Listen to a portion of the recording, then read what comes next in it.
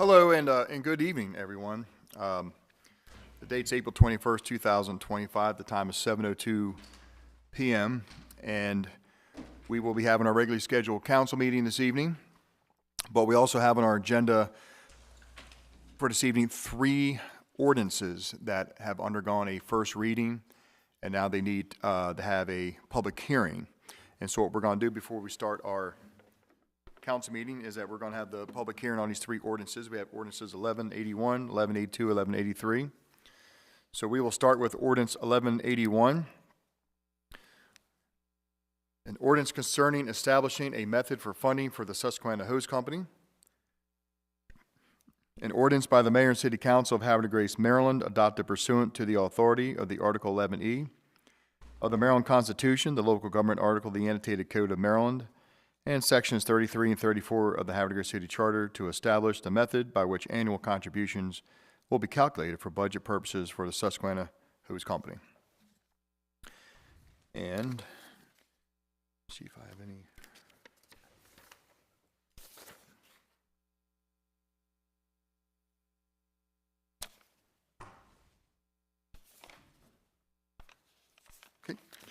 I don't have any pre-filled out forms. Is anybody in the audience here this evening to speak on ordinance 1181? Is there any comments from the council members? Okay. Without any comments from the public or any council members, I will now close public hearing on ordinance 1181. The time is 7:04. Okay, we will go to public hearing on ordinance 1182 concerning amending Chapter 173 subdivision regulations relating to waivers. It's an ordinance by the Mayor and City Council of Havre de Grace, Maryland, adopted pursuant to the authority of Article 11E of the Maryland Constitution, the local government article of the Annotated Code of Maryland, and sections 33 and 34 of the Havre de Grace City Charter to amend Chapter 173 subdivision regulations.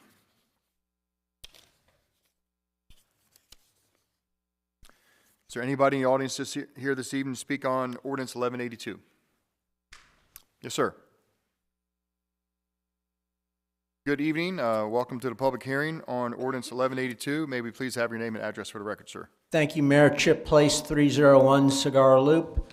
Good evening, Mayor, council members, and staff. I raised this issue with the city attorney the other night. 2 things regarding 1182. One is I was reading the full Maryland Land Use Code last week just for fun, and I noted section 3-205, which requires the Planning Commission to review any applications for privately owned streets or utilities for conformance with the comprehensive plan. So I'm not sure how well that fits with the proposed ordinance. And even if we could get past that issue, I think council should think carefully about how broad they want to apply this waiver that would be authorized to the Director of Planning, waiving subdivision regulations especially for establishment of public rights-of-way involving roads, utilities, railroad transportation. Now, I understand this is presented in the context of the Amtrak line, and there might be practical reasons for expediting those reviews, but this could apply to, say, BGE proposing a new utility line within the town, or some other major piece of infrastructure. So there could be unintended consequences of granting this waiver. And if there was such a proposal as that, I would think you'd want as full a public review as possible of that kind of application. So I would suggest if you were to pursue this, that you'd amend it to make it very narrow and apply strictly to the Amtrak relocation, if that's what the intent of this ordinance is. All right, thank you very much. Thank you, sir. If anybody has any questions. Thank you very much. Anyone else here this evening to speak on ordinance 1182? Any comments from the council?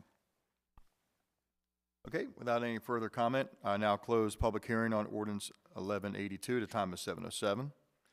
And we'll go to our final ordinance for a public hearing, which is ordinance 1183 concerning amending Chapter 198 Water and Sewer relating to grease oil interceptors. An ordinance by the Mayor and City Council, Havre de Grace, Maryland, adopted pursuant to the authority of Article 11E of the Maryland Constitution, the local government article of the Annotated Code of Maryland, and Sections 33 and 34 of the Havre de Grace City Charter to amend Chapter 198 Water and Sewers. And I do have one pre-filled out form I'll call first, and that's Ms. Carrie Parsons. Good evening, Ms. Parsons. Welcome. Thank you, Mayor. Carrie Parson at Seago Street, Havre de Grace. Council President, council members, mayor, citizens. I appreciate the proposed amendment to add a method of recouping the expenditures associated with cleaning the lines due to excess grease and food waste by users and property owners.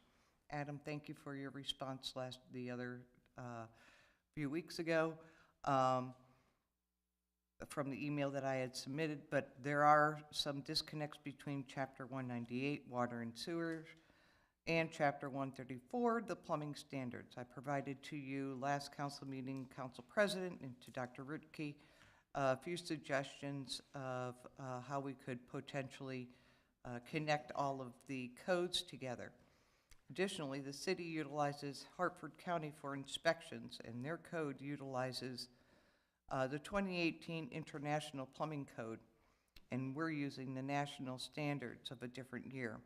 Maybe during the next update to Chapter 134 for ease of the inspectors and plumbers that service our city, maybe the city code could reflect the county code, or maybe what they are testing with the State of Maryland Board of Plumbing. Finally, the ordinance discusses a penalty or fee, but when I reviewed Chapter 70, I was unable to locate a common topic regarding the remediation or intervention by the city. If memory serves, the ordinance concerning amending Chapter 70 fees was either pulled or tabled from the agenda back in February of 2025. Maybe this ordinance proposal could be inserted for continuity purposes. And especially with all of our capital improvements being accomplished, I personally appreciate everything our public works does for the city. Council members, to the mayor, and most importantly, especially to the DPW staff. Something for us to remember, there is limited warranties on the material and the workmanship within the capital projects. One thing it will never cover is negligence due to fog, the fat, oil, and grease. I'm frugal, and I live a simple life. Personally, I applaud this ordinance as a way to protect my investment. I should actually say our investment, because it is a city and citizen investment in with these new sewer lines and to our water waste treatment plant. Thank you. Thank you, Ms. Parsons. We are still on the public hearing for ordinance 1183. Anyone else in the audience wish to speak on 1183? Any comments from council? Okay, without any further comment, I will now close the public hearing on ordinance 1183. The time is 7:11 p.m. We will now move into our regularly scheduled council meeting. Here we go. Good evening, ladies and gentlemen. The date is April 21st, 2025. The time is now 7:11 p.m. What happened? We're ready to stand up and finish. Oh. Let me do that again. Sorry. Sorry about that. No, that's officially, you have to officially wrap the gavel, open up the meeting. Okay. That's right. Okay. Anyway, now you. Oh yeah, I gotta see who's here. Hold on. Council President. Here. Councilmember Robertson. Absent this evening. Councilmember Booker. Here. Councilmember Jones. Here. Councilmember Boyer. Here. Councilmember Schnegas. Here. Please join me for the Pledge of Allegiance and opening prayer. I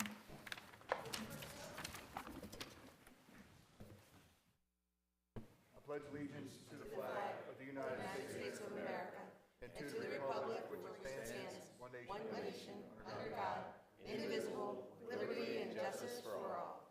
If I could kindly ask everyone to remain standing just for a few more moments.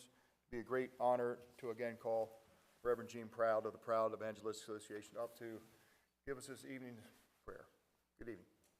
Evening. It's always fun to be here with you. Lord, bless them all. Bless each and every one of the members of the council, all the staff, all the officers, police department, firemen, everyone who makes this city better for everyone else in it. Bless them, protect them, give them wisdom and knowledge and grace. In the name of your Son, Jesus, amen. Amen. Reverend Proud, thank you.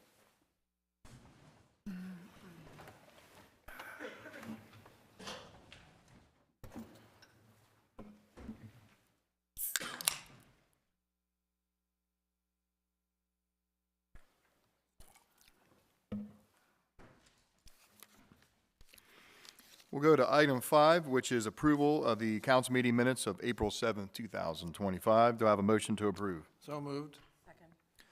A motion by Councilmember Booker, second by Councilmember Jones. Questions or comments? All those in favor say aye. Aye. All opposed say nay. City Council meeting minutes of April 7th, 2025, carry 5-0 in the affirmative. Item B, City Council Public Work Session minutes from the budget work session we had on April 14th, 2025. Do I have a motion to approve? So moved. Second. A motion by Councilmember Jones and second by the Council President. Questions or comments? All those in favor say aye. Aye. All opposed say nay. City Council Public Budget Work Session from April 14, 2025. Those minutes are approved 5-0 in the affirmative as well. We're going to go to item number 6, which is comments from citizens. This is the part of this evening's agenda. If you're here to speak on an agenda item, now's the time to do so. If you're here to speak on any other matter of city business, now's the time to do so as well. Normally what I do is if anyone went online or hand filled out a form, I will call on those citizens first, and when I'm done with the forms, if you wish to speak, just raise your hand and be recognized, and we'll try to do so in order that you raise your hand. And we ask that you try to keep your comments less than 3 minutes. So I'd like to call forward Mr. Don Mathis.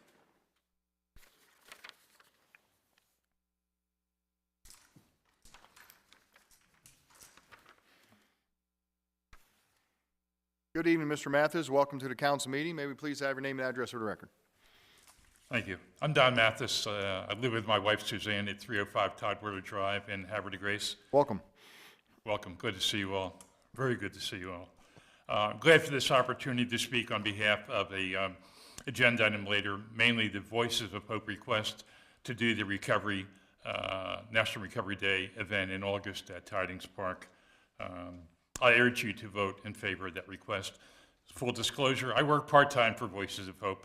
I'm a certified Maryland peer recovery specialist, and I've worked at Voices and volunteered before then for over 5 years. Can I have the Narcan box, please, Fox?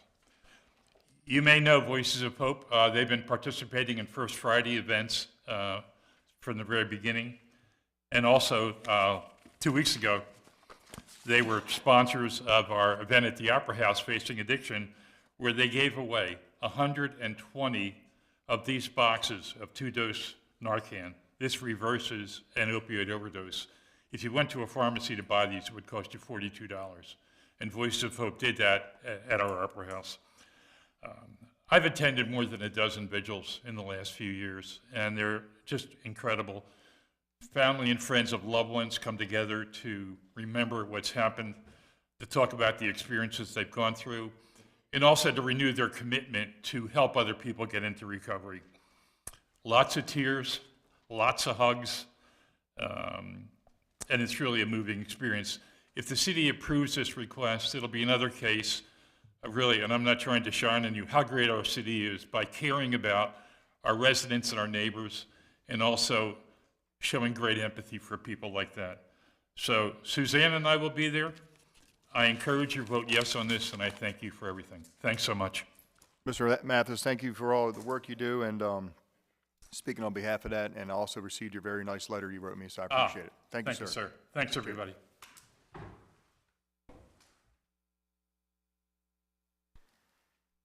I'd call forward Mr. Kurt Doan.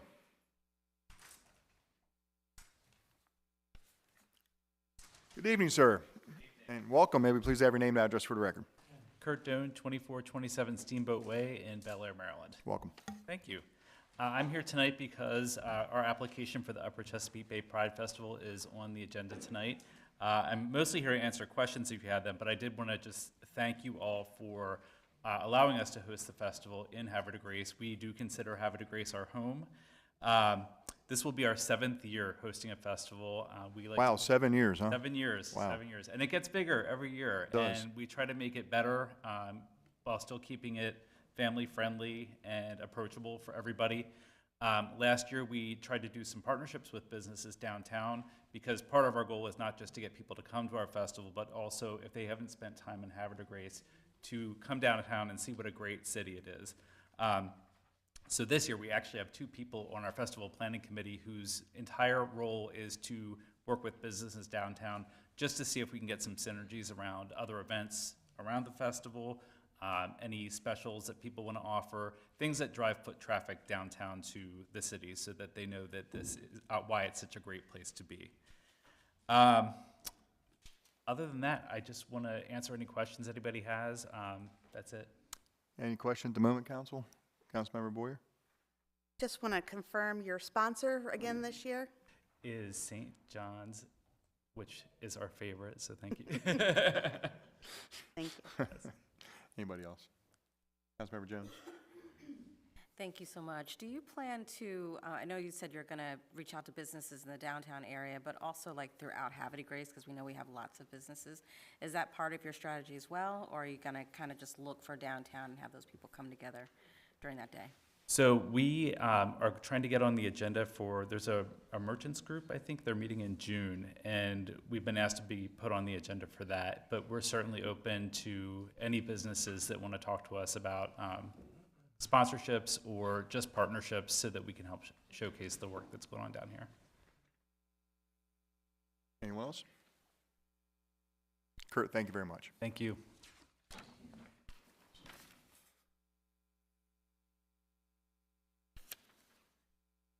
I'd like to call forward Mr. Randy Barnes.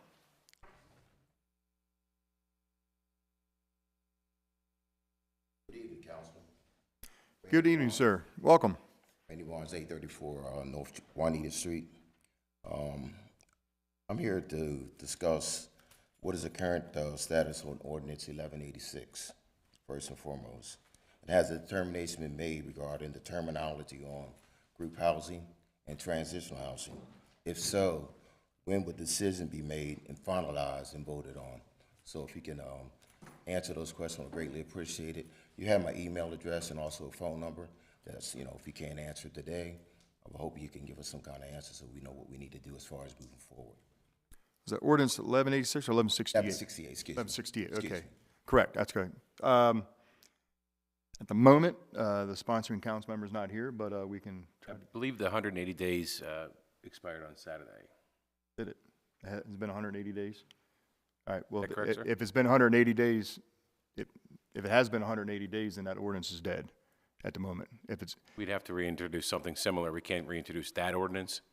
The introducing council member, as he said, is gone, so So, not there today. it went through a first reading.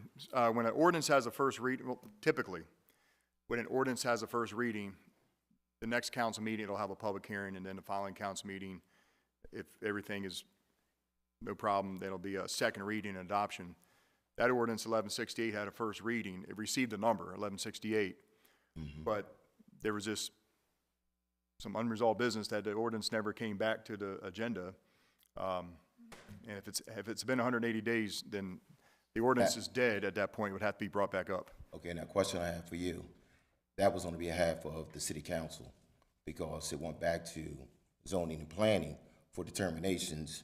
And the last meeting, it was with Councilman Tammy. She was supposed to be getting information back in regards to what was going to be moving forward in the terminology, getting the group together and present it back to the city council. That has not been done. This has been going on for quite some time. The actual document started back in, I think it was July of 24, when this whole process, first thing was the parking variance. And then went from parking variance to the terminology from group home to transitional housing. So the things that you're telling me right now, that's all on your part as far as not moving forward and getting the status and getting things done. That's nothing on the ordinance itself on our behalf. I gotta be honest with you, 1168 has been mentioned in my office in some time. I mean, the council president and I set the agenda. Okay. When someone wants something on the agenda, and that's when we work on it. I mean, I didn't even realize 180 days has come and gone yet. I mean, I'm just being honest with you. So since the councilman who introduced that process is no longer going to be here, you're telling me that someone else from the council has to introduce it to the city council? Is that the process? That's how it would work, yeah. Okay. It would have to be reintroduced. Okay. Thank you for the information. If you can get that on information in document and then forward it to me, I would greatly appreciate. My email address is on that form. Yep. Thank you. No problem, Mr. Barnes. Thank you. Hand that down to Chris Ritchie, please. Okay, I'd like to call forward Mr. Stephen Hawkins. Good evening, Mr. Hawkins. Welcome to the council meeting. May we please have your name and address for the record? Good evening, Mayor. My name's Stephen Hawkins. My address is 124 Weber Street in Havre, Grace, Maryland. Welcome. Thank you. I came here to just kind of talk about the overdose vigil that, Don was up here talking about. As somebody that works for Voices of Hope now for, over 4 years, I've had my hands in Cecil County, planning, putting together, right, and being able to see the impact that it has. And, somebody that lives here, somebody who's a person in recovery now for over 5 years, I know the damage that I caused my family, right? And luckily I didn't, die as a result of it. And, the thing that's helped me heal in my journey is really just being connected, right? Being connected with people that have been through the same struggles, right? And we work together and bond together to overcome and to heal, right? And this vigil allows families to recognize that they're not alone, right? To come there to share about their loved ones, to tell their stories, to join with other people, right? And kind of realize that they're not alone in this either, right? And addiction's not just about the individual struggling with it, right? It's a family disease. It's just, you don't even realize how amazing it is until you see it in action, and having all the people there and the kids and, they make bags and they bring pictures, right? And they do all this decorating and whatnot. And when I think about that and I think about it happening down at Tidings Park, you know what I mean? With all the people that I know around here that are in the community that are affected by it, I think it's just a wonderful way to, along with the efforts that we do for people in recovery, to have efforts that support the families as well. So, thank you. Thank you very much, sir.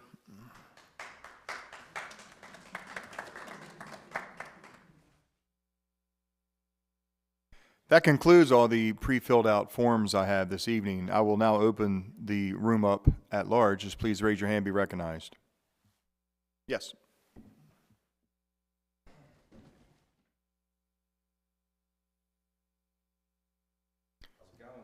Good, good. Welcome. And if we just have name and address, you're good to go. Sure. Josh Argentina, 412 Robin Hood Road, Havre de Grace, Maryland. Welcome.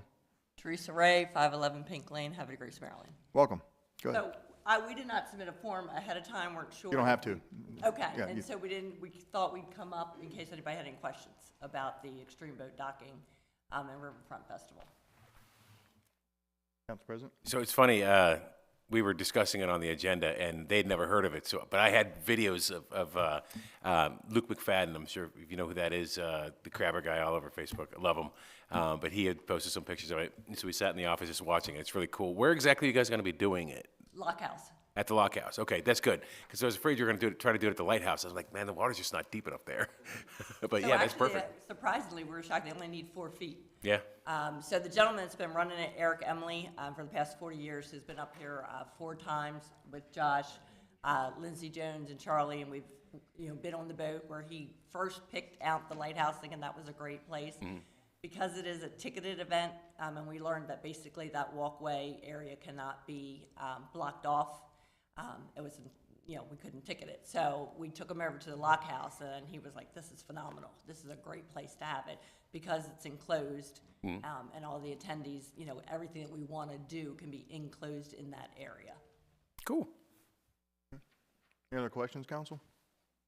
What do you guys think of the American Bloom thing? You guys look at that much? Did you see what? So we're raising money with the stocking competition for the American Bloom. Which would be actually Havre Grace. Havre Grace and Bloom, yeah. That's where you're putting flowers everywhere, right? Yes. Yeah, Anything else? I think it's cool. Johnny? So, I mean, I think this is a fantastic idea. I'm behind this 100%. Havre Grace and Bloom sounds like a fantastic thing to do. I mean, who doesn't like flowers, right? Who doesn't like activity and stuff going on?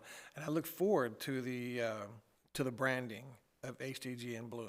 So thanks for coming tonight. I appreciate it. No problem. Okay. Thank you very much. Thank you. No problem, thank you. You bet. Okay, yes, ma'am.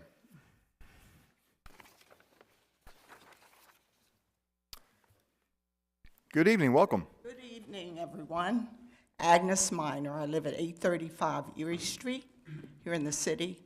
And I just want to fully understand again about Ordinance 1168.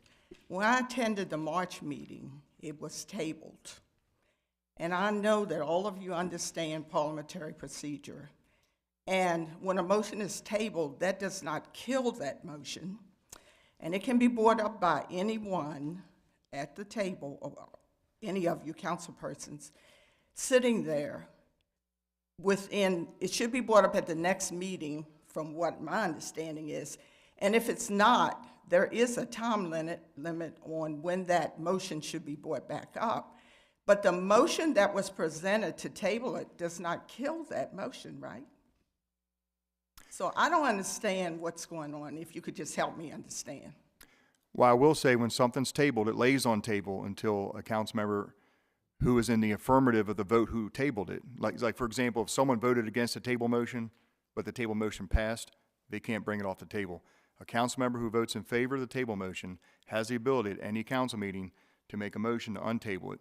Or it can be requested, put on the agenda intentionally for a motion on table. At that point, I'm gonna hand this over to the council president because the status of the ordinance is amongst the council members to work on it. The council tabled it. If it was untabled, there may have been a reason, multiple reasons. Council president, want to weigh in? So the 180 days starts ticking from the moment it's introduced, and by our ordinance, by our charter, it has to be passed and approved by the 180th day, and it wasn't, even tabled or not. I never received any requests from anybody on council to reintroduce it, so we didn't reintroduce it. I guess there was more work to be done on it. It's not saying that we can't introduce another ordinance, it's just it'll get a different number, and we'll make some changes to it if that's what the council has the ballot for. So it's my understanding it's because of the rules associated with the ordinance, the 180 days, Well, with our charter. with your charter, so that overrides the parliamentary procedure That is our that parliamentary would be procedure. applicable in this instance. That is our parliamentary procedure. Action has to be taken in 180 days of the introduction of the ordinance, once it's assigned a number. So it was assigned a number on the first reading, became ordinance 1168. So I'm still understanding that tabling a motion here can kill it. If it's not reintroduced. Thank you. If I may too, ma'am, Mayor, do you mind? Go ahead. So, I mean, and I remember this one quite well. And it was, I believe it focused on code 205-13, where it talked about definitions. And we've been under a little bit of duress as far as new director of planning, right?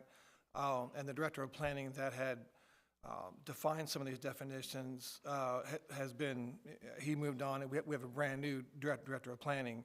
So a lot of these, and it's changed a lot.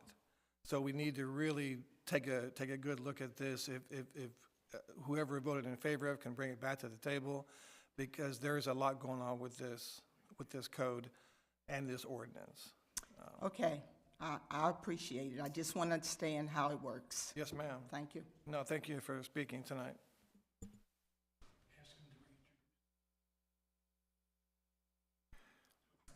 The floor is open. Please raise your hand and be recognized. Sir.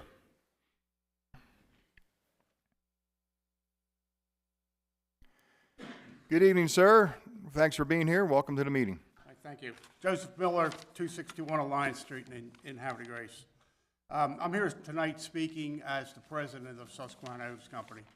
I want to first thank the mayor, the council president, and all the council members for introducing ordinance 1181. And then I want to go ahead and ask you to please go ahead and support this ordinance to financially support the Susquehanna Hose Company, the men and women of the Susquehanna Hose Company that provide volunteer fire protection to the entire city of Havre de Grace. Been doing it since 1902.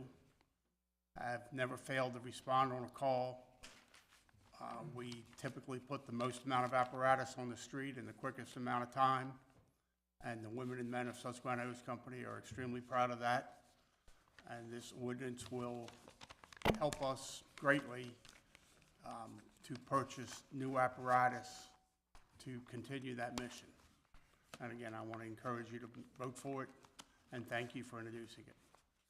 Any questions on me? Any questions for President Miller? We appreciate you being here. Thank you. Thank you. The floor is still open. Anyone wish to address council? Any comments among the council members? Okay, we will now move on to item 7. Item 7 is appointments. We do have an appointment, or rather a promotion, on the Planning Commission. Councilmember Shanegas. Thank you, Mayor. Council, I move to have Harry Miller move from an alternate member to full member on the Planning Commission with a new full term. Second. Council, I have a motion by Councilmember Shanegas and a second by the Council President. This is a motion to move Mr. Harry Miller from alternate member to a full member with a new full term on the Planning Commission. Questions or comments? Council President. I will say that I served on the Planning Commission years ago with Harry Miller. He's a fine man. We've worked through a lot of stuff, just him and I, stuff getting the lights across the street for the big parking lot from the county, because he's a project manager for the county, and he's very well versed in all this stuff, and he's helped us with so much stuff throughout the city. He's very, very good at his job, and his knowledge base is right up there with Chip over here with his knowledge of the program, and I think he's a fine addition to make a voting member. Thank you, Council President. Any other questions or comments? Okay, this is the vote to move Mr. Miller from alternate member to full member with a new term. All those in favor say aye. Aye. All opposed say nay. Motion approves, or motion carries 5-0 in the affirmative. Item 8, recognitions, we have none. Item 9, proclamations. We have a proclamation. I do. Yeah, we do. Yes, we have a proclamation. And, well, Arbor means trees, right? Arbor Day? Okay, that's what I thought so. So, just being funny, actually Havre de Grace is a Tree City USA, correct, Mr. Conway? That's correct, sir. Thank you. I know Mr. Conway is very instrumental in keeping us. 23 consecutive years. 23 consecutive years.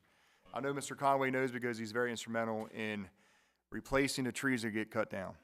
So, Mr. Conway, could you just, now that I have you on the phone, just tell people, because I know the citizens see a lot, trees getting cut down in Havre de Grace, but can you explain some of the reasons why these trees are cut down? Well, first and foremost, the biggest reason is microphone. Yep. If we inspect a tree and we deem it to be a public safety hazard, that's number one why we remove a tree. Most trees that we remove, you know, just like us, we all have an expiration date.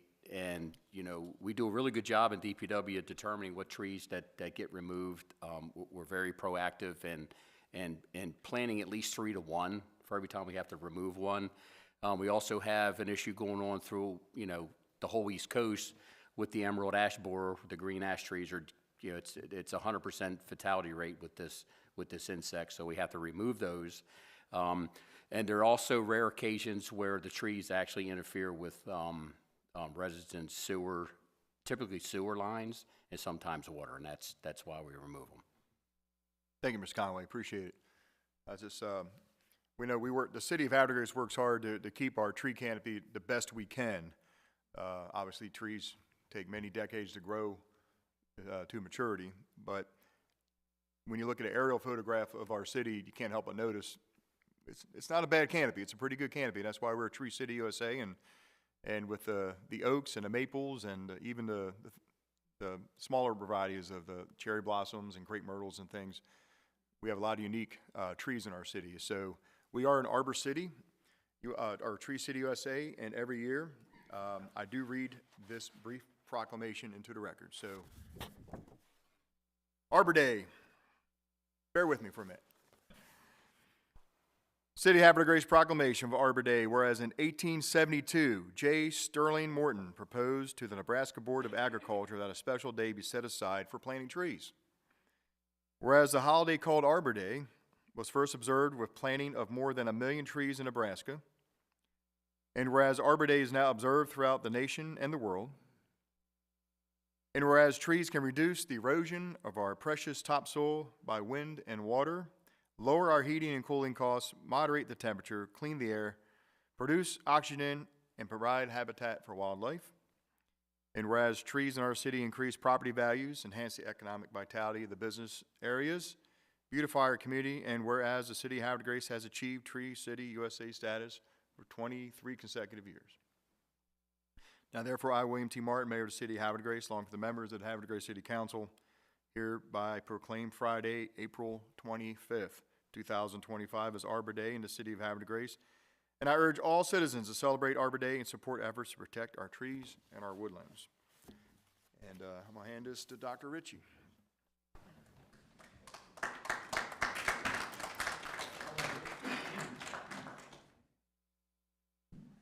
And thanks again, Mr. Conway, for the explanation. I know whenever the tree services are out and they're cutting trees down on our streets, we often get a lot of calls, which is rightly so. You know, people get concerned because there might have been a tree there since 1953 or whatever, but we do not cut down a tree unless it's a hazard or going to die. I mean, and we try to replant them as quick as we can. So we take trees very seriously, and we appreciate everyone's support. Everyone who, whether you're visiting here or you own a property here, thanks for taking care of our trees and making the city look beautiful. We're going to go to recognitions. I'm sorry, nope, not recognition. We're going to go to presentations. And speaking of all things green, now we have a presentation video from the Havre de Grace Green Team. And who is, I know a couple people here from the Green Team. Anybody else? You just by yourself tonight? All right, okay. Hello, how are you? Okay, go ahead and tell us who you, well, I know who you are. But hello, hi, Carol Zimmerman, President of the Havre de Grace Green Team, and I'm very happy to be here to introduce this video that we're going to see shortly. But you know, tomorrow is the 55th anniversary of the first Earth Day, when approximately 20 million people across the U.S. Demonstrated for having a cleaner environment and protecting our environment. So it was a grassroots movement when people understood that they could come together as a group and voice their concerns and make something happen.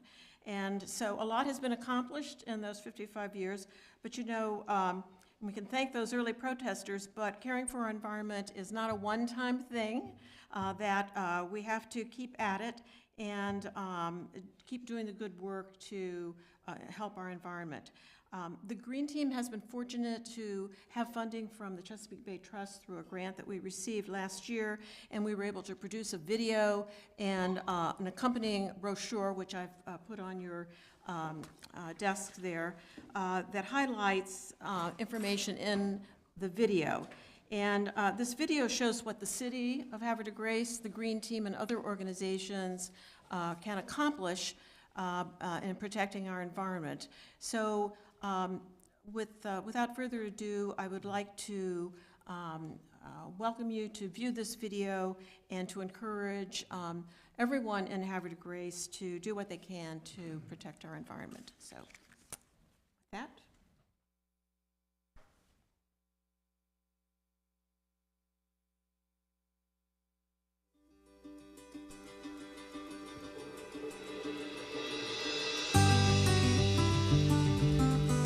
Nestled where the Susquehanna River meets the Chesapeake Bay, Havre de Grace, Maryland is a town known for its picturesque waterfront. For centuries, this connection to the water has shaped its culture and community. But beyond its beauty, Havre de Grace plays a critical role in safeguarding the Chesapeake Bay's ecosystem, serving as a key protector of the environment around the headwaters of the bay. The city of Havre de Grace, in case you haven't noticed, we're geographically situated right where the Chesapeake Bay meets the Susquehanna River. And I think that's our job as citizens, to make sure that we do the best we can. At the heart of Havre de Grace's environmental efforts is the Havre de Grace Green Team, whose work, in partnership with local government, has positioned the town as a leader in sustainability and environmental stewardship. The Green Team has had a bigger impact than we ever thought was possible. Our mission is to focus on the environment in Havre de Grace and to look for opportunities to undertake projects that will lead to a more sustainable life for people in our town. From building pollinator habitats and community gardens to creating zero waste and food forest programs, the Havre de Grace Green Team is making significant strides in creating a more sustainable environment at the top of the bay. A pollinator is any insect, even animal, that assists in the pollination of 80% of the plants on Earth. The pollinator garden helps by providing the plants for the pollinators to lay their eggs on. The Havre de Grace Green Team has planted pollinator gardens throughout the city, creating essential habitats for bees, butterflies, and other pollinators that play a critical role in the local ecosystem. These gardens also boost food production in nearby spaces like the Heirloom Victory Garden, another key Green Team project. During World War I and World War II, people were encouraged to plant what became known as victory gardens to reduce the pressure on the public food supply.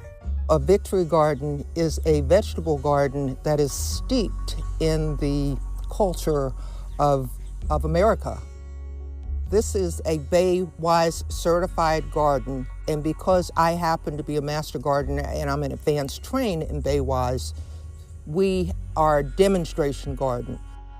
All of the produce that is grown here, to include the perennial herbs, go to 3 local food pantries. The Green Team also built 4 community gardens on Market Street, Strawberry Lane, Seneca Avenue, and Old Reservoir. These gardens offer residents the space to grow their own vegetables, fruits, and flowers, as well as a place to meet their neighbors.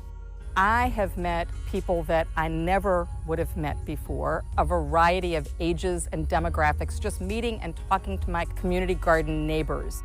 In addition to bringing people together, the gardens play a vital role in promoting environmental sustainability. Building on this effort, the Green Team runs a composting program that transforms food scraps into nutrient-rich fertilizer, enriching garden soil while reducing food waste in local landfills. It is estimated by the EPA that up to 58% of the methane that escapes from landfills is the result of decaying food waste. Our composting program, our food waste drop-off is what we call it, is this lovely program available to Havre de Grace residents where they can bring their food scraps and waste 7 days a week right down here to Hutchins Park and place it in our receptacles. This is a project that gives citizens a chance to make a very large impact. Trees are essential to environmental health. absorbing carbon dioxide, releasing oxygen, and helping to mitigate climate change. Beyond these benefits, they also provide fruit that nourishes both people and wildlife. The Green Team planted the Todd Park Food Forest on Seneca Avenue, which is home to fruit, nut, and berry-bearing trees and bushes. This urban forest offers the community a valuable source of fresh, edible produce. There's so much going on in the city of Havre de Grace environmentally, and again, that's a major component of this administration. We do feel like we're stewards of the Bay. I mean, we are the last stop. We take great pride in the things we've done in the last decade, living shoreline being one of the biggest ones, of course. Recently, the city of Havre de Grace has installed a living shoreline designed to slow and treat stormwater runoff flowing into the Susquehanna River. This effort involved replacing seawalls with rocks, sand, and plants to prevent erosion, treat water runoff, and provide more habitat for wildlife. Well, everything you see here all around is actually purposefully put in place. And what makes this shoreline unique is that it serves a purpose, and that purpose is to treat stormwater before it enters the Chesapeake Bay. We get our drinking water from the Susquehanna River, and so we feel this need to do the best we can to make sure that we leave it better than how we took it. Havre de Grace stands as a shining example of how volunteers and city leaders can unite to improve environmental health and protect the Chesapeake Bay. Now it's your turn to get involved. Simple actions like planting flowers, composting food waste, picking up litter, volunteering with the Green Team, or sharing the message of sustainability all make a difference. Every small step effort helps us move toward a healthier planet. Havre de Grace is in a special location at the top of the Chesapeake Bay in the mouth of the Susquehanna River. That special location also offers a unique responsibility for the people of Havre de Grace to keep it that way, to keep it beautiful, to keep it clean. As much as we can, participate in activities that contribute to betterment of the environment, a sustainable life for everyone, so much the better.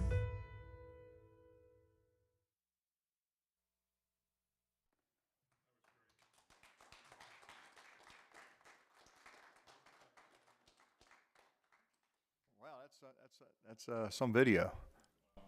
That's excellent. What do you think, Council? Very impactful, and I hope others share this with other people in the community, because we should be really proud of everything that the Green Team has done and everything that they do for our city, and it helps us in multiple ways. So thank you. What I like about the video is that you show all the programs that are available, as well as those that are interconnected, like Cat Club, and it brings so many opportunities for people to get involved at different levels, different age groups, and it's just a beautiful way of showcasing our city. So thank you very much with all your efforts. Yeah, it's I really like the video. It underscores how busy the Green Team and how instrumental they've been with City of Havre de Grace. I really think it's cool that the video incorporated the shoreline restoration project, which has been a big thing for the city to do, and I appreciate the Green Team sees that as a teaming up, partnering up opportunity for what we're trying to achieve at the end of the day. So, no, I think anybody watching that video who wants to know whether or not Havre de Grace is a good steward of the environment, I think they just answered their question. Go ahead, Carol. And I would say that it wouldn't be possible without the city's support, and the Green Team greatly appreciates all you do for us, too. Well, absolutely. I mean, but, we need the Green Team, too. I mean, it's, it just sitting there. I love the little mat with the bee moving around. That's kind of cute. But it's a lot, and it's what makes us uniquely Havre de Grace, that we are the last stop at the end of the Susquehanna River.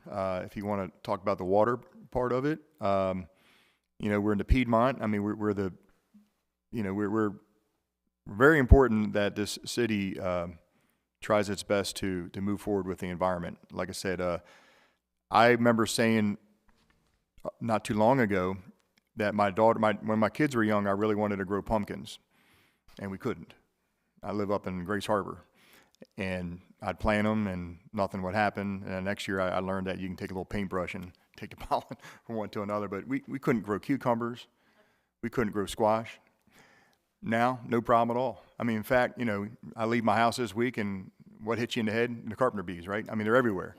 And so, I mean, but that's all changed because of what people are doing in general as a community. But I mean it. I mean, 10 years ago when I moved to Grace Harbor, I couldn't get anything pollinated. There was no bees. But now they're everywhere, and that took a community to change that, and the pollinator gardens, I'm sure, have helped that. So that's just my perspective. You know, it's really neat to see that. So, any other comments from council? And by the way, the birds need the bees, and it all comes into a giant circle. So we're also a bird city, and it all kind of plays together. Bird city, bee city, tree city. Well, thank you, Mayor, Council, Directors. I'm gonna ask a rhetorical question here. Is the Green Team a commission or a committee? We're a 501c3 nonprofit. We're incorporated as a nonprofit. Exactly. So that's kind of my point, right? So this is like this all volunteer super group, and I'm gonna go ahead and toot your horn for you, right? I mean, everybody on that. First of all, you got Jody on camera, which is amazing, right? So that was pretty awesome to see that.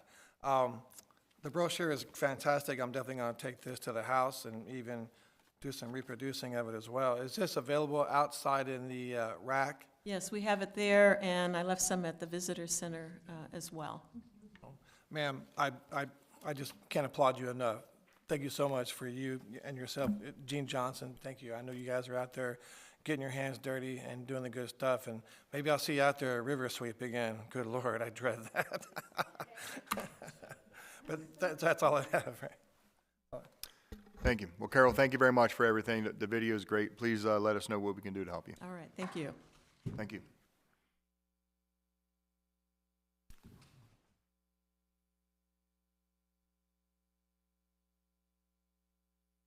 Okay, we're going to move to item 11. We have resolutions. This evening, we actually have no resolutions on the agenda. So that takes us to item 12, ordinances, and we do have 2 ordinances to read. Both of them are going to be first reading ordinances, and so the first ordinance is a budget amendment. And I have Councilmember Robertson on there as the chair of the Budget Committee, but he's not here, so Council President, would you mind doing that? Mr. Mayor, Council, citizens, I move to introduce ordinance concerning approving Budget Amendment 2025-08 for receipt and expenditure of donations for police canine for first reading. Second.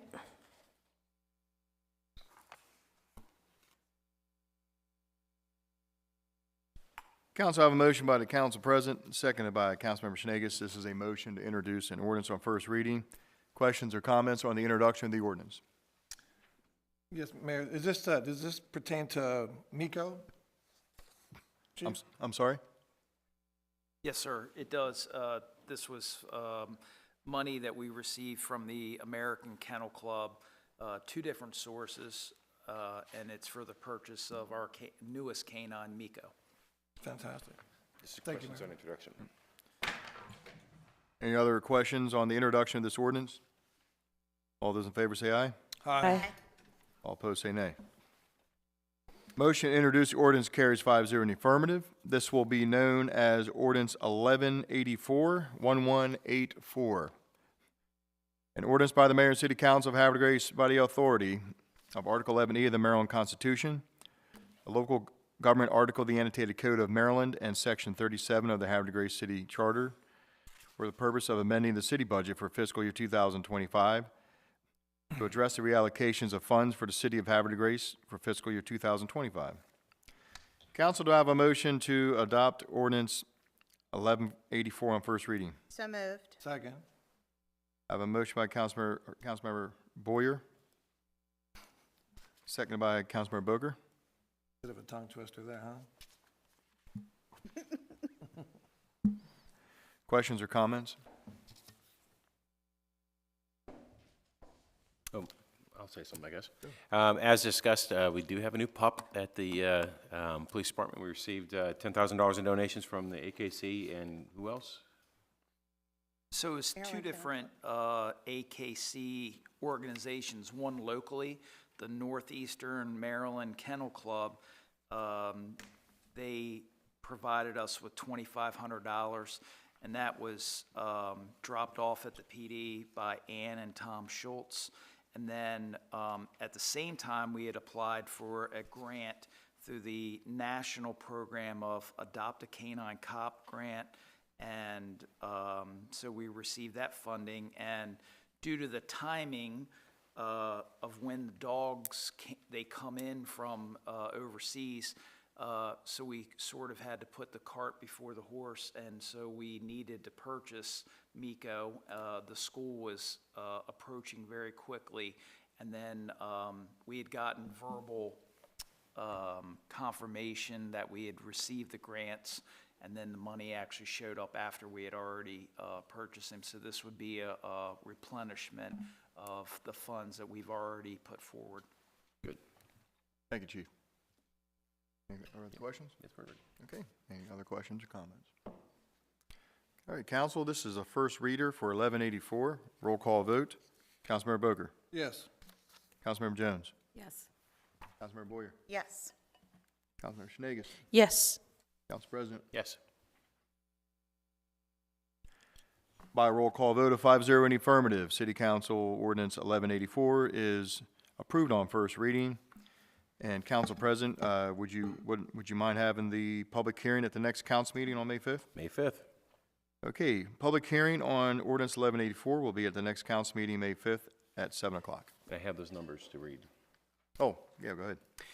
So the source of the funds will be from account number 01-0001-46-04 of contributions and donations in the amount of $10,000. The use of the funds will go to two different accounts. First will be 01-1112-6501 for capital equipment for the amount of $8,250. And the second account is 01-1112-6151 for canine expense for $1,750. We good? Yes, that's correct, sir. Cool. Thank you. Okay, good, excellent. Thank you, Council President. And we're still going to have the public hearing next. Still going to have it. All right, okay, good. Nothing's changed, all right. Item B, Councilmember Boger. Mayor Martin, council, directors, citizens, I move to introduce an ordinance concerning the establishment of city water districts under the first reading. Second.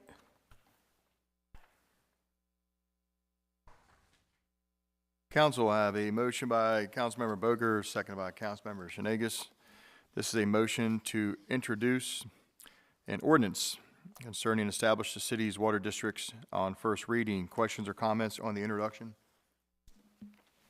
All those in favor say aye. Aye. Aye. All opposed say nay. Motion to introduce this ordinance carries 5-0 in the affirmative. This ordinance will be given the number 1185-1185. An ordinance by the Mayor and City Council of Havre de Grace, Maryland, adopted pursuant to the authority of Article 11E of the Maryland Constitution, the local government article of the annotated Code of Maryland, and Sections 33 and 34 of the Havre de Grace City Charter to establish the city's water districts. Council, to have a motion to adopt Ordinance 1185 on first reading. So moved. Second.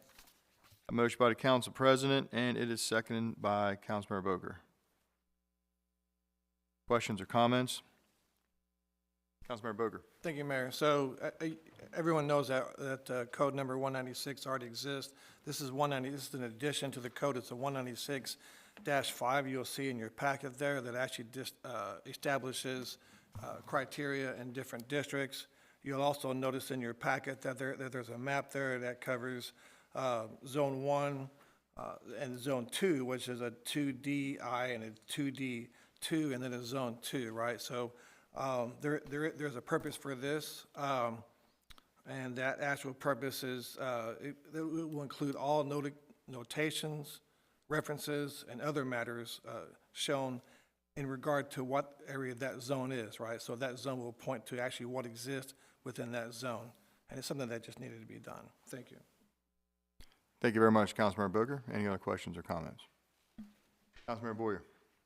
There's very little information that really goes with this. Is there a white paper or anything else that's been written that explains it and argues for or against it? Right, no, so there hasn't been any actual zones established. right? It's just been water, water and sewer throughout the entire city. No particular zones. I mean, there is some zones that DPW say, this is the zone, that's the zone, that's only so that they can recognize what area is what sometimes, right? This right here, you'll notice that in your packet, it actually just describes what so this actually is a declaration of the water zoning map itself. It establishes it. Is this based off of the water distribution or water towers? Not so much the distribution. DPW can probably help me out here, but I think what it really does is establish equipment, facilities per zone. Is that accurate, Joe? Yeah, Councilman Boker, it's a combination. It's a combination of our actual distribution system. The zones have been in effect for many, many, many years.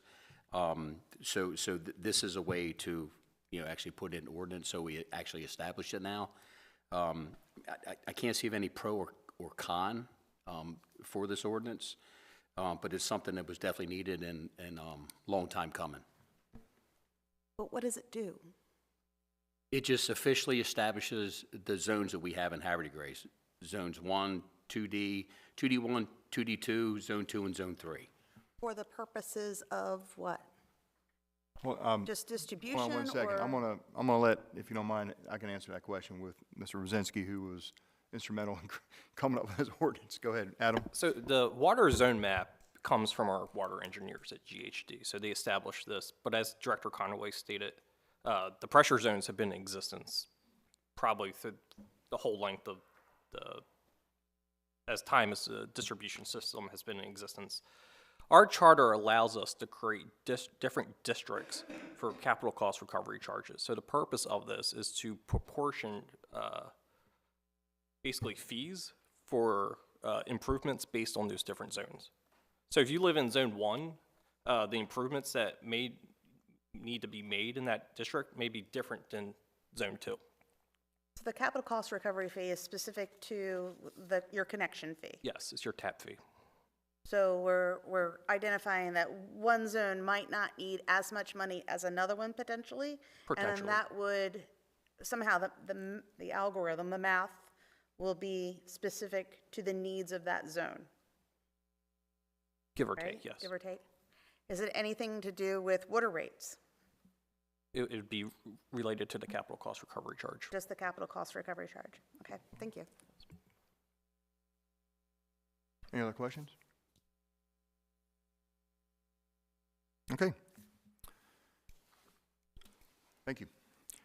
We're going to do a roll call vote on ordinance 1185. Councilmember Boker. Yes. Councilmember Jones. Yes. Councilmember Boyer. Yes. Councilmember Shenanigans. Yes. Council President. Yes. A roll call vote of 5-0 in the affirmative. City Council Ordinance 1185 is adopted on first reading. And Council President, would you also like to have a public hearing on 1185 on May 5th? That works for me. Okay, May 5th at 7 o'clock.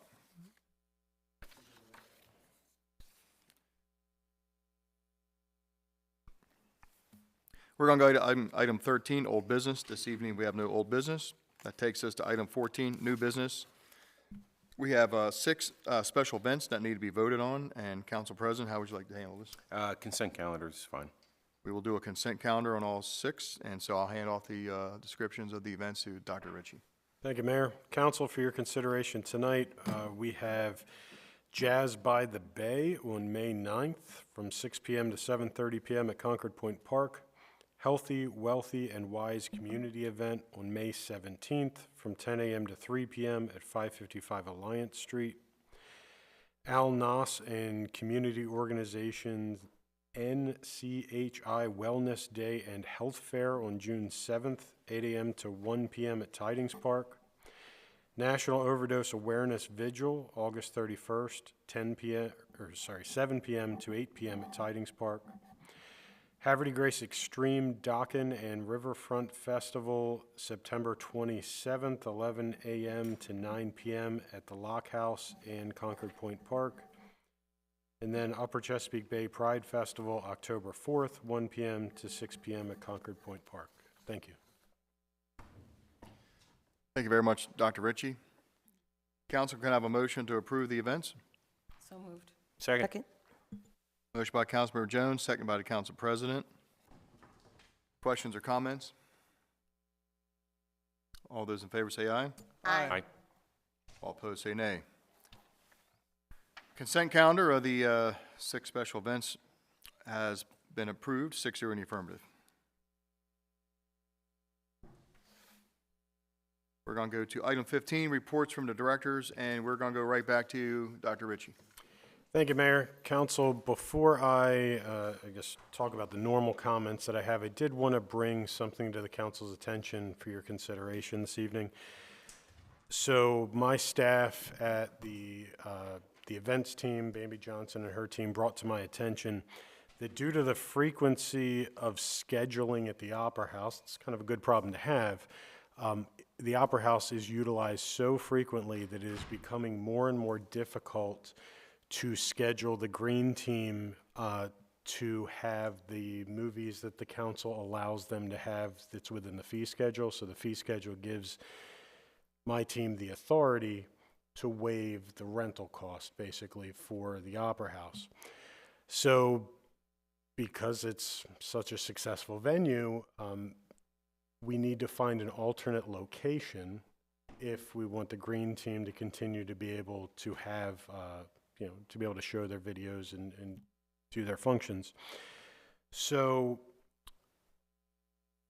the administration is requesting that the council consider authorizing the administration that when there is a conflict that exists with the Opera House and the usage of the green team, that administration has the authority to waive the rental fee for the Star Center or an area within the Star Center, like, for example, the Black Box or something like that. If the administration had that level of authority from the City Council, then we would still be able to make sure that the green team is able to do their videos or events that they want to have. It would just be shifted to a different location. Thank you. Council President? Mr. Mayor, I move in accordance with Chapter 70 General Provisions that the Havre de Grace Green Team be permitted to use the Star Center based on the availability and at the discretion of the Director of Administration when scheduling conflicts prevent their use of the Havre de Grace Opera House. The Green Team shall pay all fees established for the Star Center, notwithstanding the facility rental fee. You just make that up on your own, or did you have that prepared? Well, I've been working on it all day. Council, I have a motion from the Council President. Do I have a second? Can you, I hate to say this out loud, can you state that again? All right. Okay, here we so go. This is from administration. I move in accordance with Chapter 70 General Provisions that the Havre de Grace Green Team be permitted to use the Star Center based on availability and at the discretion of the Director of Administration when scheduling conflicts prevent their use of the Havre de Grace Opera House. The Green Team shall pay all fees established for the Star Center, notwithstanding the facility rental fee. So they don't have to pay the rental fee, but they have to pay like the cleaning fee and And the everything cleaning else, fee for the Star Center, I would assume, Depends on what part of the Star Center they use. Is Like, a- if they use the black box, it's not going to be as much as using the is stage. there a black box at the Yeah. Star Center? And how many people does that seat? To recall 70. How many? 70? Is that what they said earlier, 70 seats? Has this, I'm taking a pause because we have are you the former president at this point of the, we have the president of the Green Team here, and I want to make sure that this is something that they can, because I pause, the Green Team receives a grant, which is limited money, and they have a hard time getting grants to pay for the movies. And one of the hardest parts, it's not hard to get a grant to get for the movie part. The hard part is getting a grant to pay for the facility fees of cleaning. And if it's significantly more, they don't have the budget for it. So while, yeah, it'd be nice, I have a feeling that we need to make sure that this is something that's doable for the Green Team before I would feel more comfortable before we make a or pass a motion on this. I believe this is a don't request wanna- from the Green Team, isn't it? Well, it's a request from the administration in order to be able to accommodate the green To team. accommodate the Green Team. So the potential is to put it in the black box. And I have not been to the black box. I have no idea where it is at the Star Center. Or if that is something that could even, if it holds 70 people, that's just about how many people have been attending. Some of the bigger, yeah, is it okay if the president of, please come up.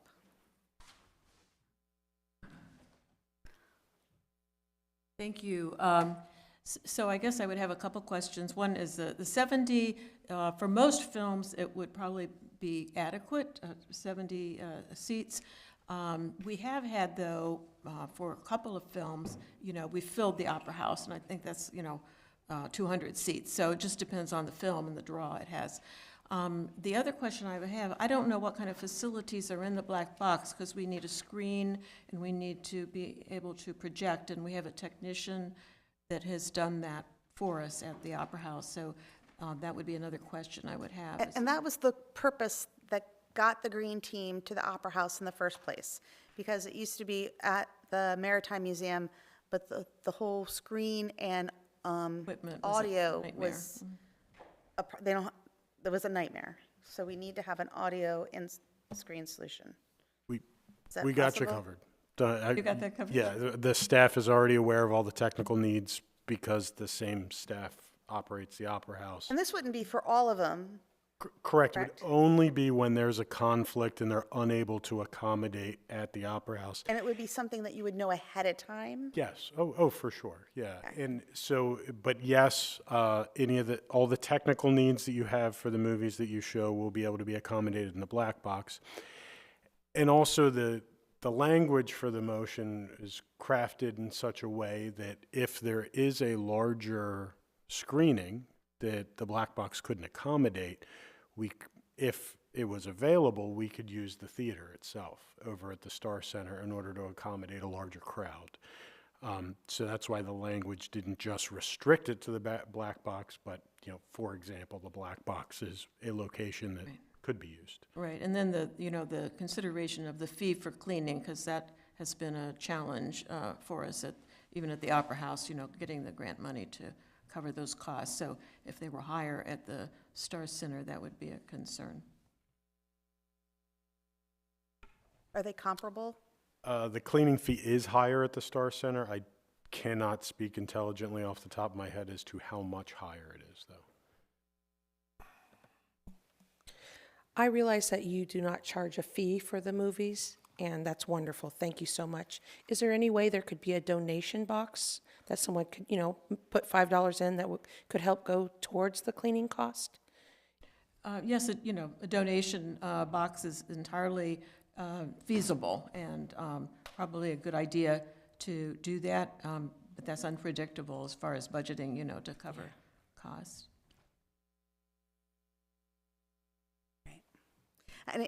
And I will say that the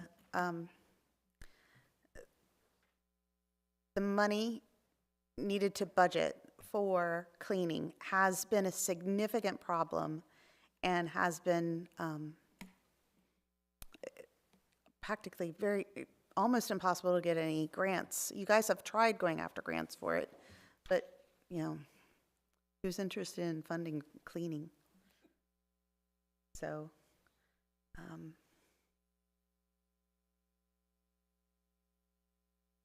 would you be interested in a friendly amendment? Well, it hasn't been seconded yet.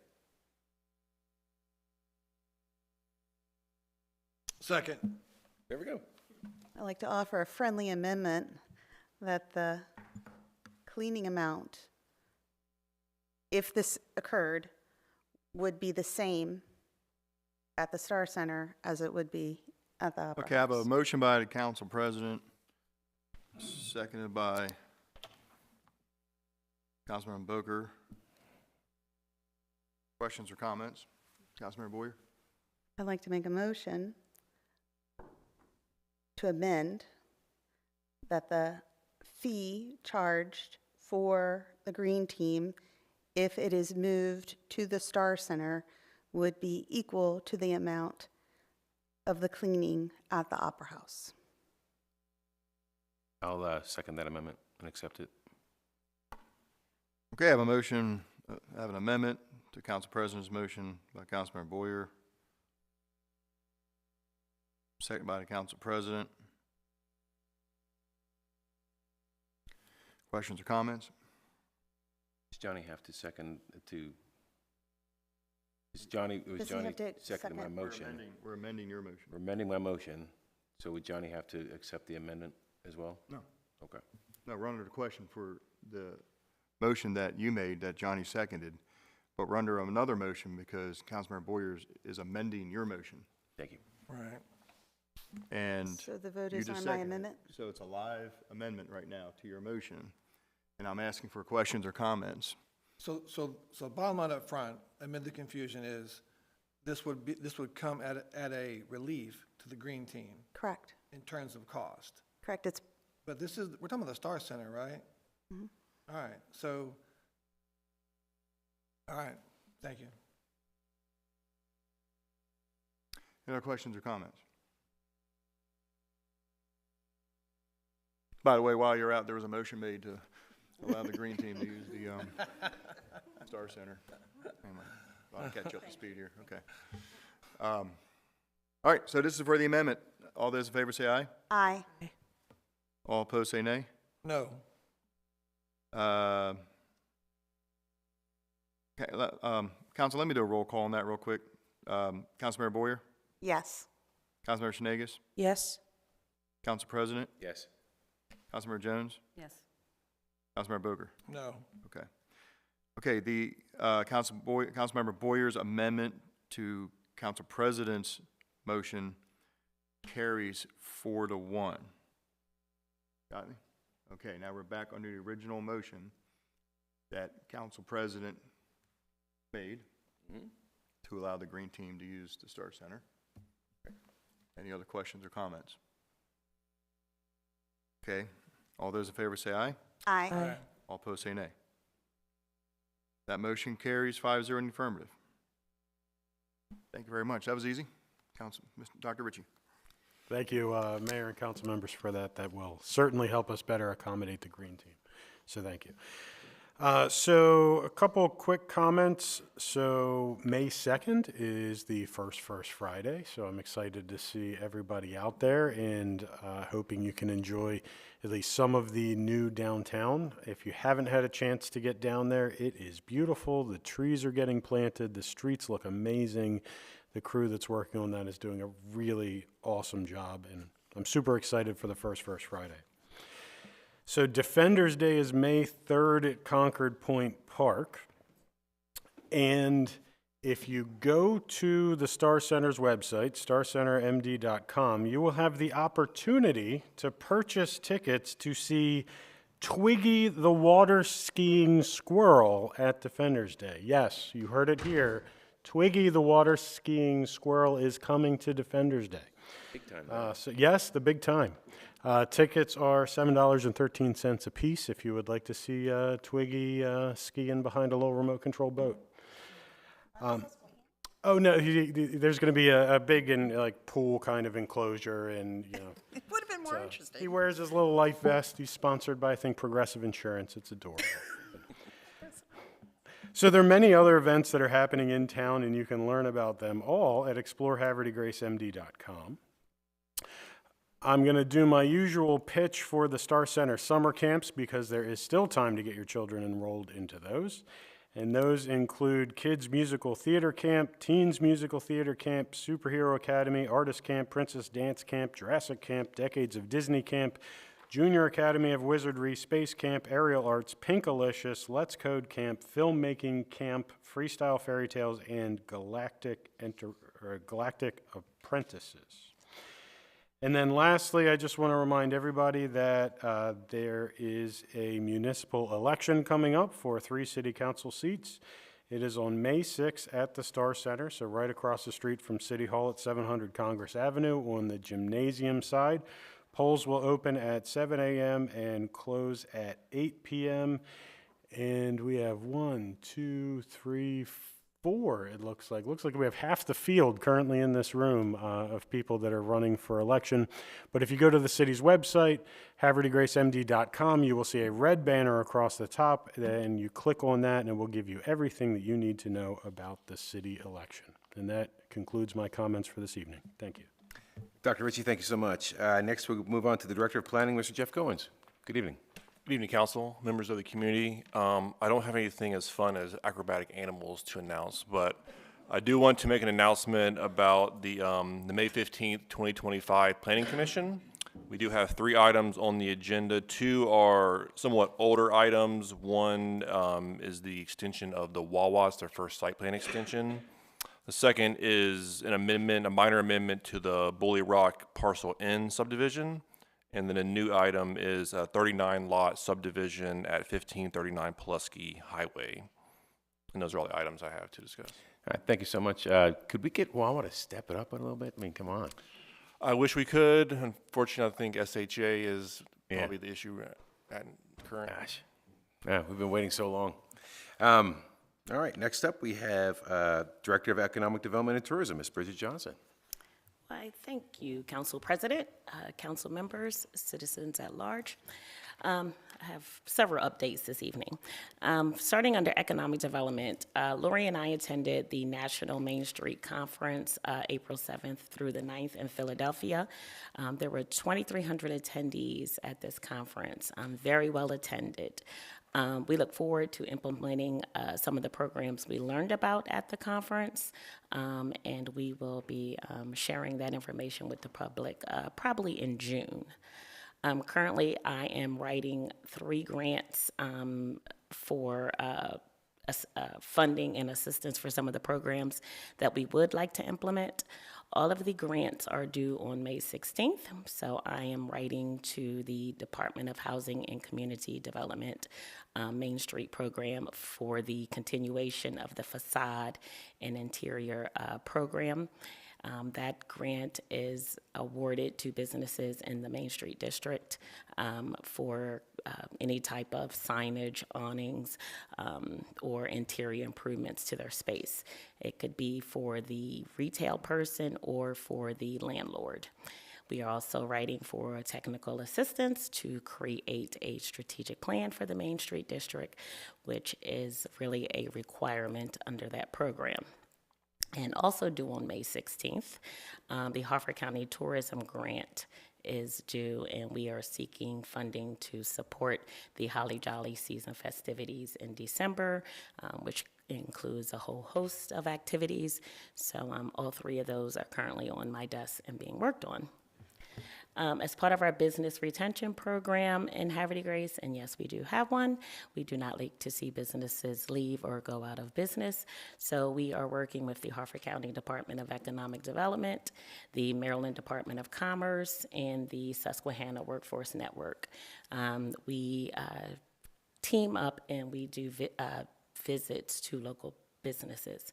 So last month, we visited iTech Fed. They are located at 1101 Revolution Street. iTech Fed recently expanded their manufacturing business. So it's always good to see a business expand and create additional jobs. We have an upcoming visit this week to Solvay, which is located at 1300 Revolution Street. If you've noticed another sign out at Solvay, it says Senesco. That is also an expansion in the city. Solvay is still the chemical side of the company. Senesco is the research and development side. And they built an entire new building that you cannot see from the front of Revolution Street, but if you were to drive on to their property, you would see this business expansion. We have a ribbon cutting I've shared with everyone on May 2nd. I think it's May 2nd whatever that Thursday is, sorry. DIY Wellness is located at 910 Revolution Street. The ribbon cutting is at 4 p.m. We've been working with this company for well over a year. I'm trying to locate her here and get her situated in her space. This company offers mental health therapy, traditional talk therapy, holistic therapy, wellness coaching, and a whole host of other services. So if you could join us at 4 p.m., that would be great. Under tourism, we are updating the Explore Havre de Grace website. We are adding 2 new pages to the website. One is a separate page for First Fridays, and we are adding a separate page for film production and permitting. Both of those are growing in the city, and we thought they deserve their own page because there's so much information that goes along with both of those. The renovations are complete at the new visitor center on Washington Street, so we are moving in starting probably tomorrow. The visitor center will be up and running for May's First Fridays. We will be selling our merchandise. The visitor center will not be complete with furniture probably until the June First Fridays, so it'll take about a month to renovate or redecorate the space, but we will be open for business for May First Fridays. And also keep in mind, the hours for First Fridays have changed. They are 5 p.m. to 8 p.m. It used to be 5 p.m. to 9:30. Those hours have been shortened. And for May, we have 14 food trucks. The vendors are full, and we are almost full for June. We have a limited space for June. We can probably take 6 more vendors, and June will be complete as well. And last but not least, the walking maps. Everyone loves the City of Havre de Grace walking maps, which you could find at the Visitor Center, and we also deliver them to any business that is not able to come and pick them up at the Visitor Center. They are being printed and will be available the first week of May. The destination guides will be available mid-May, and we'll be sending out a reminder to all of the businesses. And that concludes my report for this evening. Thank you very much. Anybody have a question? Thank you. Anybody have a question for Ms. Johnson? Thank you. Good evening, sir. Director of Finance. Mayor, thank you. Good evening, council members, citizens of Havre de Grace. Before I get started in terms of the financial condition, I would like to thank the council members for the introduction and first read of Ordinance 2025-08, Ordinance 1184, Budget Amendment 2025-08. On to the financial condition, starting with the general fund. The fund balance currently stands at $3,546,100. It is down $708,600 since my last reporting. Revenues to date stand at $22,044,800. Expenditures to date is $20,848,300. The next fund, Water and Sewer Fund, the fund balance currently stands at $4,845,700, which is down $593,800. Beginning balance has not changed. It currently stands at $1,746,800. Revenues to date, $15,907,200. Expenditures currently stands at $12,808,300. The last one, the Marina Fund, Fund 8, fund balance currently stands at a little over $1,053,600. Beginning balance has not changed. It currently stands at $761,900. Revenues to date is at $739,700. And expenditures currently stands at $448,000. So that concludes the financial conditions of those 3 funds. Thank you, Mayor. You have any questions? Thank you, sir. Anybody else? Thank you. Council, any questions for Mr. Abney? We appreciate the report. Thank you very much. Thank you. We're going to go to Mr. Joe Conway, Director of DPW. Thank you, Mr. Mayor, Council, guest. The Water Street project this week will be involved in a mass planting, so I think it's close to 4,000 plants. Some were planted today. I think there's a bunch of volunteers coming tomorrow as part of the Earth Day thing, and it should conclude Friday. It's all the Water Street project and also behind the water plant. Our annual Arbor Day ceremony will also be at Water Street this Friday at 10 a.m. We'll be planting 2 or 3 native trees, 2.5, 3-inch caliper in size. And Saturday, 8 a.m. to noon will be our city's sponsored dumpster day, and that'll be located at Wilson Street and Bloomsbury Avenue, where the formal Tranquility Housing Development was. And that concludes my report. Thank you very much, Mr. Conway. Any questions for Joe? Thank you, sir. Appreciate it. Thank you. And good evening, Chief Crass. How's the police department? Sir, we're doing okay. Good evening to you and the council, citizens.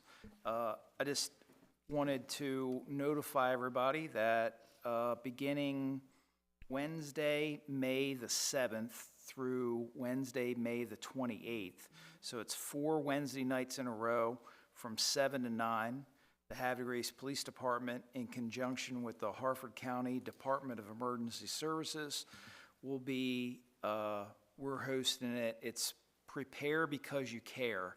It's a citizen emergency preparedness training through the Department of Emergency Services. We have the first night, and then this training addresses preparedness on a wide range of disasters and emergency situations. So they go over CPR, they go over how to use a fire extinguisher, how to prepare for a number of different types of natural disasters, things like that. And so for the month of May, you can get trained up at our very own Havre Grace Community Center from, again, May 7th through the 28th. And in closing, I just want to, from the police department, send our condolences to one of our own. Sergeant Molesky woke this morning and discovered that his wife had a medical emergency during the night and had passed away. So we are all grieving with Tony and Amber for the loss of Teresa. So, and we appreciate all the condolences that have already been sent our way. And so thank you. Chief, thank you for sharing that. And all of our prayers going to Officer Molesky and family right now. Thank you. Thank you very much. Good man. Okay, we're going to go to comments from Mayor Martin. Just a couple of things real quick. I do want to tell everybody, because Havre Grace is a city of volunteers, and it is National Volunteer Appreciation Week, April 20th to 26th. So I want everybody to just keep that in the back of your mind. If you know a volunteer, pat them on the back really hard and say, attaboy. Now, without volunteers, this city wouldn't be who we are. We have volunteers in all of our nonprofit organizations, all the city's commissions, all throughout our museums, local nonprofits. And like I say, we are a city of volunteers, and I used to quip all the time that in the city of Havre Grace, the word volunteer is not a noun, the word volunteer is a verb. So anyway, we want to thank our volunteers, and we'll be thinking of you. Please, speaking of volunteers, don't forget the Defenders Day weekend is coming up.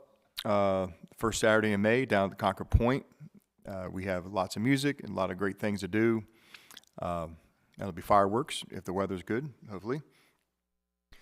But really what I want to just mention real quick, in my line of work during the day, I have the privilege of teaching 13 and 14-year-olds about American history. And I throw a big word at them all the time, and they kind of look at me funny, but I keep saying the word semi-quincentennial. Semi-quincentennial is half of 500. And if you know what half of 500 is, it's 250.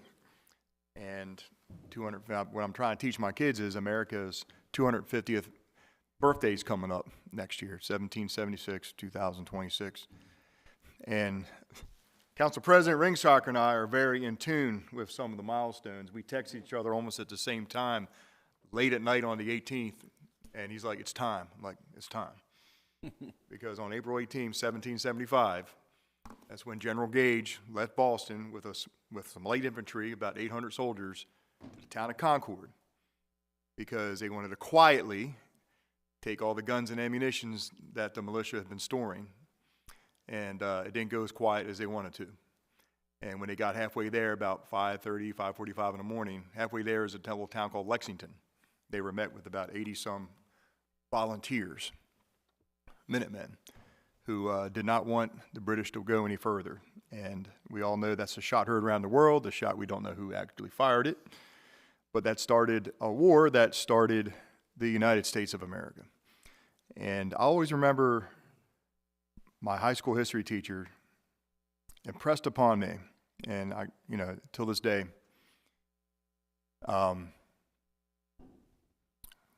we were taxed without representation, homes entered without warrant under the risk of assistance, General Assembly suspended, elected officials suspended, military governors put in place in certain cities. There was even a little incident on March 5th, 1770, when 5 people throwing snowballs got shot by soldiers, and that became the Boston Massacre. But all throughout all those events, as one British subject to another, we protested, we boycotted, we wrote letters to editors, we started correspondences, we tarred and feathered tax collectors.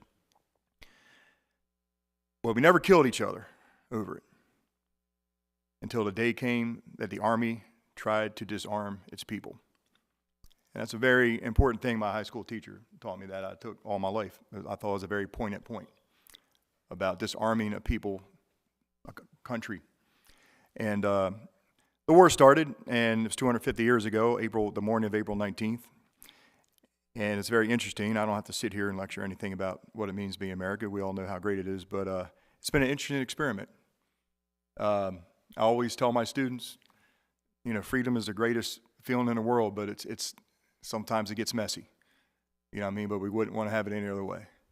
We'll debate, we'll argue, but may America always be the free country that was dreamed of on that morning of April 19th, when those men and boys, when I say boys, some of them were only 15, 16-year-olds, were shot in Lexington Green, standing for something that they had no idea what they were standing for at the time, or how big that dream would be and how it would become.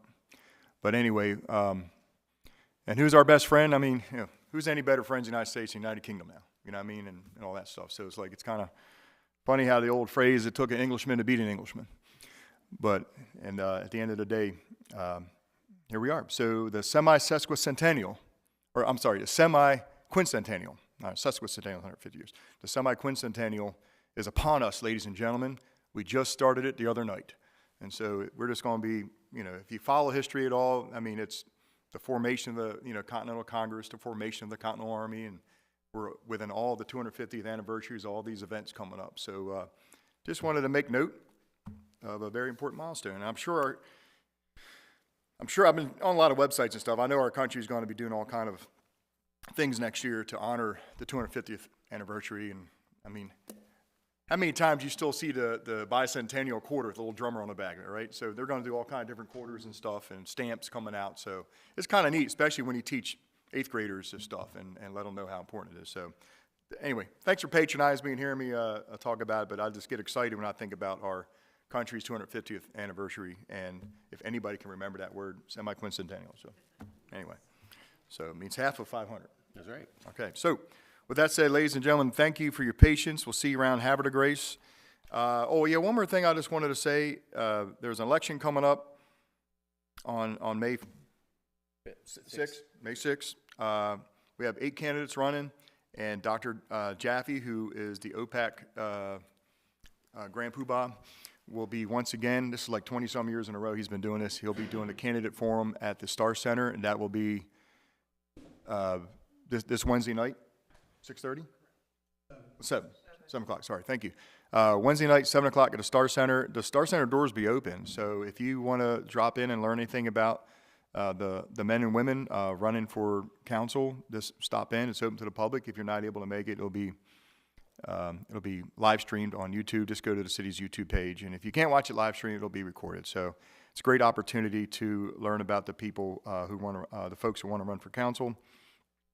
And we want to thank Dr. Jaffe for doing this. He's a busy guy, but It all started years ago. OPAC means Ontario Otsego Positive Action Committee. It's a long story. It has to do with a river called Lily Run. But anyway, but now it's just a broad-based public service that the city has now embraced, his little organization, and it's just a great way to get out and meet people running for office. So with that, I'll conclude my comments and go to council comments. Councilmember Boyer. Thank you, Mayor. Thank you, everyone, for coming tonight.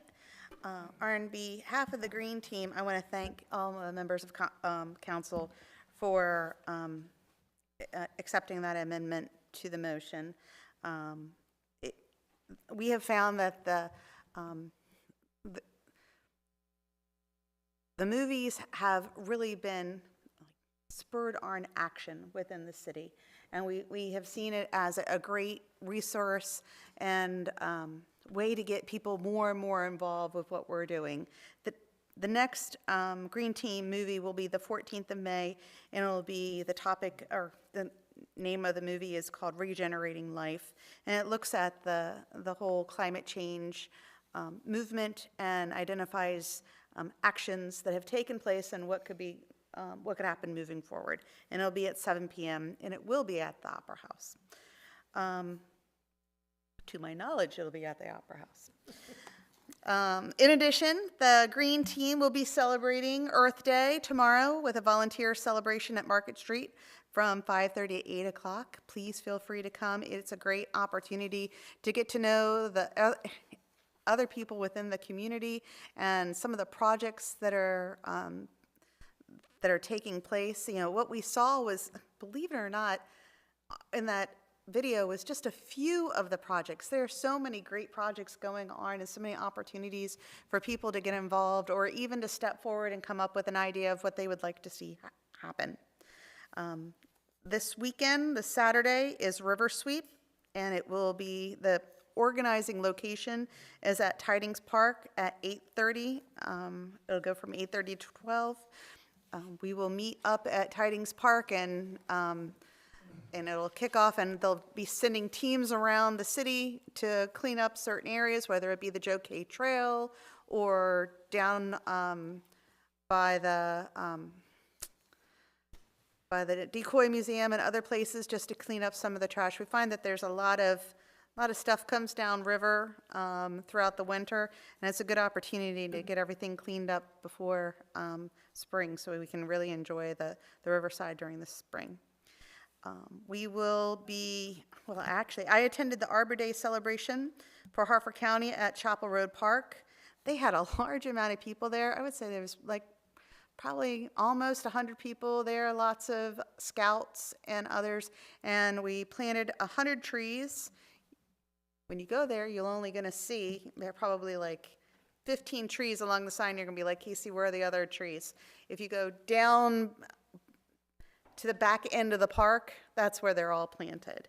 And it was a great group of people and commitment from our county to keep putting more trees in our communities. And let's see what else. In regards to our trees, during our last tree commission meeting, one of the items that was discussed is there's a growing amount of ivy growing underneath the trees, on especially street trees.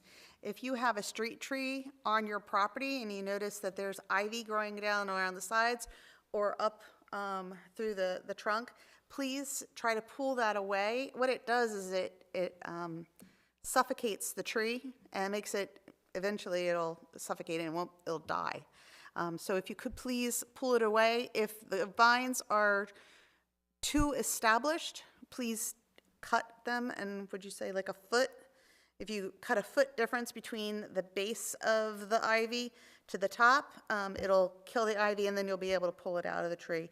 That'll be very helpful if everybody could start proactively adopting the tree that's right in front of your house. Twinning, we're going to have lawn games at the Lock House on the 27th of April from 11 to 1. And finally, oh, and I forgot to write down the date. There will be bird trivia, just to finalize the whole Earth Day movement theme we've got going here. from 6 to 8 at Market Street on the 30th of April. Again, Havre de Grace is a bird city, and there's been a lot of really fun bird activities that we've had go on. So that's it. That's all that I have for announcements, and I thank you all again on behalf of the Green Team. Thank you, Councilmember Boyer. Good evening, Councilmember Shenegis. Good evening, Mayor, Council, Administration, and citizens in the audience and at home. It was wonderful to see all the children out this weekend, both at the opening for the Little League as well as the Easter egg hunt. It's nice that the weather's trying to get beautiful to allow us to be outdoors more often, and I think that's a prelude to events to come. Look forward to seeing everybody this weekend, Riding the Tide. It's coming out in forces of 3.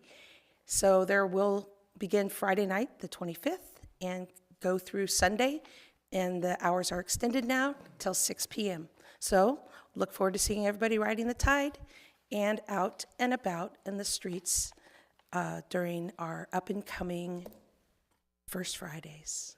Have a wonderful evening. Back to you, Mayor. Thank you, Councilmember Shenegis. Good evening, Councilmember Booker. Good evening, Mayor, Council, Directors, those of us citizens who are out here today still sitting with us, and those who are online. So I love my job. This past 2 weeks have been pretty busy, especially the weekend with the Little League opening day. That was fantastic. Farmers Market, Susquehanna Host Company, District 1 with their pit beefs. You don't ever want to miss one of their pit beefs, okay? They're fantastic. I'm a big fan of horseradish sauce. Also, kudos to the recreation team for putting on the Easter egg hunt at Concord Point Park. I think the mayor put it best when he said that was the most exciting 30 seconds of his day, right? When those kids went out there and picked up all those eggs. And to your point too, Mayor, June 14th is a special day for me as well. Do you know why? Why? It is the 250th birthday of the United States Army, right? So just one little point there. Put that Very up. nice, very nice. So I'm not prejudiced against the those other DoD forces. I am all Army, right? Citizens also want to recognize that that we are a city in distress, right?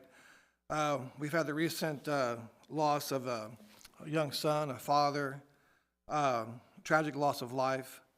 I've been through the injury of a good brother, a good friend, and another fellow veteran, a U.S. Marine Corps. I love him, even though he's a Marine Corps. He is also in sickness and distress, and he's a co-chair for the Gold Star Memorial. So I just kind of want to put that out there that I always wear a colorful bow tie, but tonight I'm wearing my long black tie because I'm in a bit of mourning today. But I want to thank the Susquehanna Host Company, our police force, our first responders, our EMT. Those are the real heroes who keep us safe at night. That's all I have. Thank you. Thank you, Councilmember Booker. Good evening, Councilmember Jones. Good evening, Mayor, Council, audience at home, and audience in front of us. It's good to have so many people out. I hope everyone had a good weekend. I was able to take some time to relax with loved ones, which I enjoyed, and we all need that time for R&R. So, but I did get to see photos of the fun for the Easter egg hunt, and that looked like it was a great success.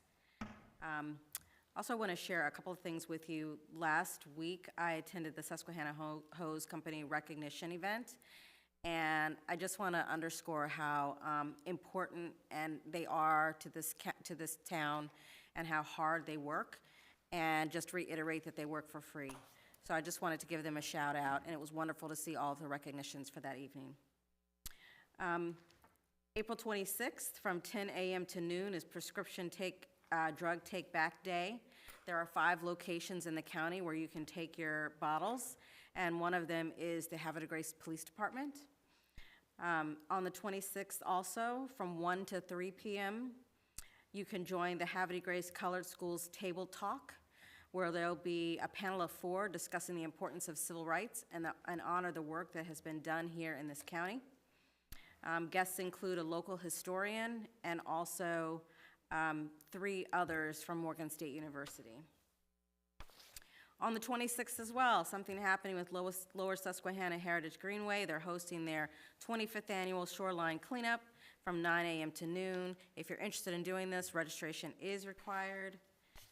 And I will echo the mayor, this week is National Volunteer Week, and I wanted to give a shout out to all the volunteers in Havre de Grace because we could not do this work of the city without you. And in particular, I'd like to shout out the volunteers who are members of the commissions that I am a liaison to. So a big shout out to the Arts Commission, they're doing so much in this community, the Historic Preservation Commission, and also the Tourism and Advisory Board. Havre de Grace's Farmers Market kicks off on May 3rd. The location remains the same on the 700 block of Pennington Avenue. Parking is available at the Star Center.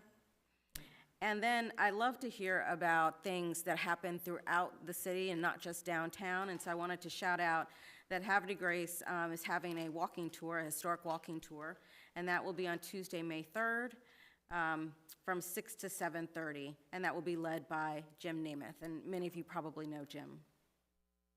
I wanted to share that the Historic Preservation Commission is looking for volunteers, so if you're interested, please email me or speak to me afterwards, and I can talk to you about the application process for that. And then lastly, I want to give a shout out to a local business. Last week, I had lunch at the Vintage Cafe, and I love the new location. The space is beautiful. If you haven't gone, please do. The staff was great, and the food was good as well. Thank you, Mayor. Thank you very much, Councilmember Jones. And lastly, business from the council president. Mr. Mayor, council, citizens, we're still here. The mayor's absolutely correct. We definitely recognize April 18th and 19th in my family.